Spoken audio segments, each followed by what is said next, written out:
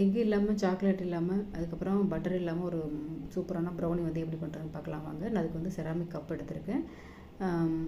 அதில் வந்து பார்த்தீங்கன்னாக்கா ஒரு சின்ன குழிக்கரண்டி காமிச்சிருக்கேன் பாருங்கள். அதில் வந்து மெஷர் பண்ணி போட்டிருக்கேன். 1.5 ஸ்பூன் வந்து ஒயிட் சுகர், 1.5 ஸ்பூன் வந்து ப்ரௌன் சுகர், அதுக்கப்புறம் அதே கரண்டியால் வந்து அதே ஸ்பூனால் வந்து மைதா வந்து 3 ஸ்பூனுக்கு ஆட் பண்ணியிருக்கேன். அதுக்கப்புறம் little bit of salt, vanilla essence, அதுக்கப்புறம் பேக்கிங் சோடா ஒரு 1/4 ஸ்பூன், அதுக்கப்புறம் அதே ஸ்பூனால் வந்து கொக்கோ பவுட்ரு, அதுக்கப்புறம் அதோட கொஞ்சம் பெரிய கரண்டியால் வந்து பார்த்திங்கனாக்கா ஆயில் வந்து ஆட் பண்ணியிருக்கேன்.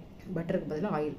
அதுக்கப்புறம் பார்த்திங்கனாக்கா ஒரு அதே கரண்டியால் வந்து பாயில்டு மில்க் வந்து நான் ஆட் பண்ணியிருக்கேன். உங்களுக்கு தேவைன்னா இன்னும் கொஞ்சம் கூட ஆட் பண்ணிக்கலாம். சாக்லேட்டுக்கு பதிலாக வந்து பார்த்திங்கனாக்கா நான் வந்து பிளாக் ட்ரை கிரேப்ஸ் வந்து ஆட் பண்ணியிருக்கேன்.